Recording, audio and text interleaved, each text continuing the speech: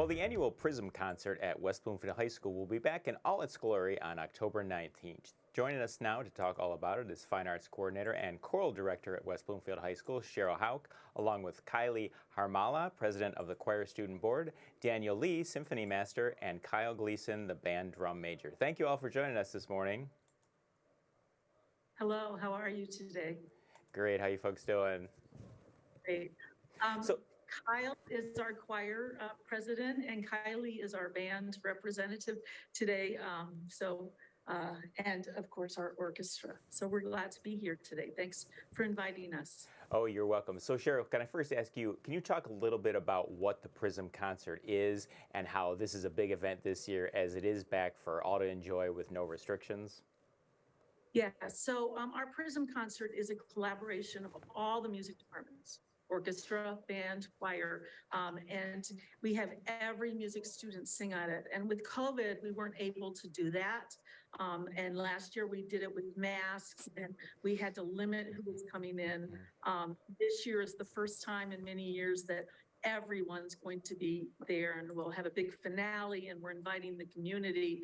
So we really appreciate that. Our classes are changing. Excuse the bell. Oh, it's all good. So whenever we have any sort of artists on, we always like to ask them, what inspired you to make music? What brought out that energy in you to want to do that in your life? I'll ask that first to Kylie, if you may. So it started when I was 6 years old. My parents got me pretty involved with music. My mom played the clarinet too and the saxophone. So music was in the family, and I dove heads first into it, and that's basically what I've been doing every single since I was 6 years old, is just music. And Kyle, how about you? I also started with music at a young age, although my family was not musically involved. It started in my church, actually, which I started performing at talent shows when I was, I believe, 5. And from then I joined the church choir, and I have not stopped singing since. Moved all the way up to middle school and high school to where I am now.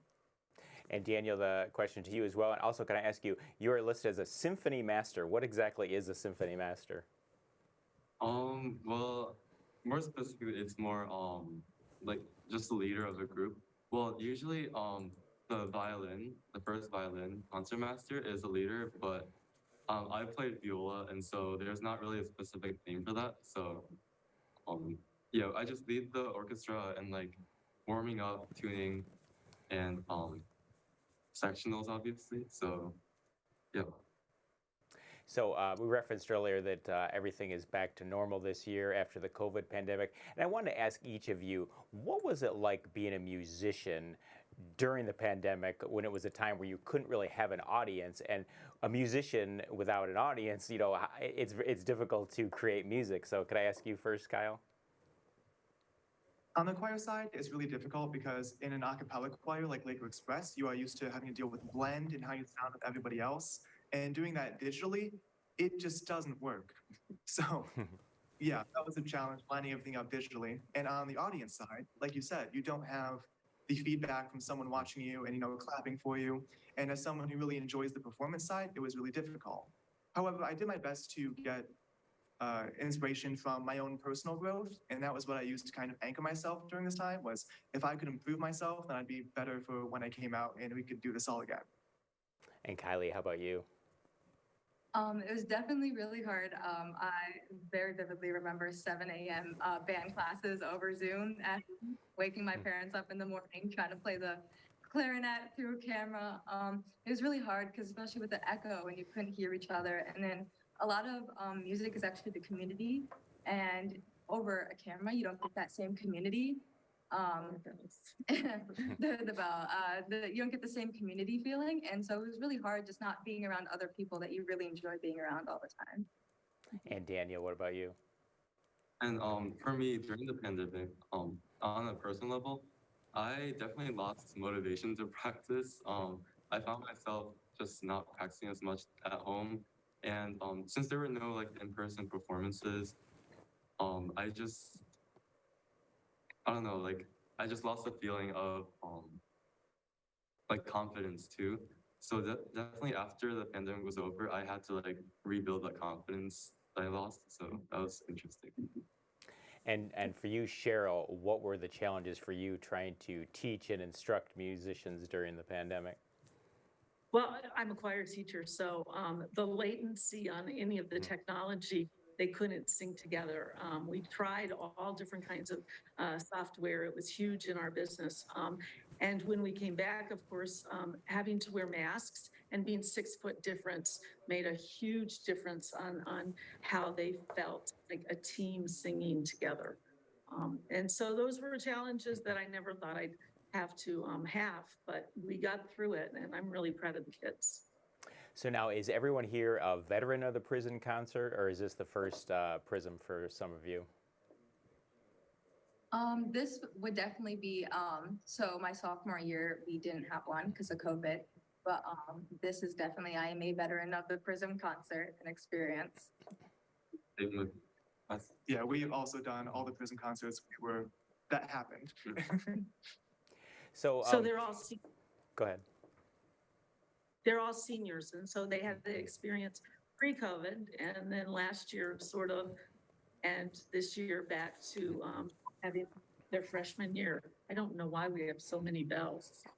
You know, I tell you the truth, I'm not even hearing them, so it's all good. It's just the musical atmosphere of the interview. So I want to ask each of you, when you perform your music, is there someone that comes to see you perform that you really enjoy performing for, that makes you the happiest when you're out there doing what you love to do? First to you, Daniel. Yeah, definitely my mom, because she invested a lot of time and like effort into having me like pursue music. So I enjoy playing for her, show her how much I've grown over the years. And Kyle. Of course, my parents, who like dance, have always supported me in my music. Although for me, the greatest feeling is getting some of my friends who have never been to a fine arts performance, and when I finally convince them to come to a concert, and then they're like, "Wow, that was really cool." I feel like kind of like my duty is done. Like I've introduced them to the theater world, choir world, and I really like that feeling. And how about you, Kylie? I really do. It really is special when my family and grandparents show up. But I will say one of my favorite things is actually playing for the other people in the band. I have a special memory last year. I was playing the Barry saxophone for a concert for the first time, and I brought it out on stage. And I hadn't told any of my friends that I was switching instruments. And I came out on stage, and they're like, "What are you doing?" And it was just like getting to play for other people that you really like to be around and really care about is one of the greatest feelings. So you're all seniors. You'll be leaving West Bloomfield High School. What are your future aspirations in music? Do you all want to continue that as you go on to perhaps a college setting? How about you, Kylie? So right now I'm currently the drum major for the marching band, and I'm filling out my forms already to do college marching band next year, wherever I end up. And I'm not going to major in music. That's not my plan, but there's a really good possibility that I'll minor in something either with guitar or some type of music performance. And Daniel? The same with like Kylie. I'm not majoring in music, but I want to continue playing in the orchestra. So my dream college is U of M, and they have a great campus college. So I plan on joining that. And how about you, Kyle?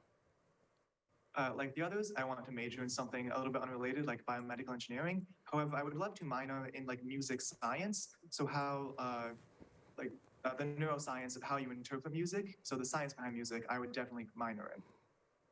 And Cheryl, I'm guessing next year you'll be back teaching the choir at the high school in the West Bloomfield School District? Yes, I hope so. For sure.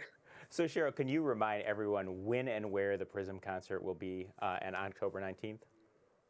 So it's at our West Bloomfield Auditorium, which is newly renovated. So we really invite the community to come and see it. It is 7 o'clock, 2 weeks from today, October 19th. And we'd love for the community to come. The idea of the Prism Concert is that music goes around the room without any kind of clapping, like a prism light. And then at the end, there's a finale. So the music is all over the place. Prism would be as shedding light on the darkness. So please come out. Well, I want to thank you all for joining us this morning, and thank you all for sharing your musical gifts with us all the time and at the Prism Concert later this month. Thank you Thank so you. much. Thank you.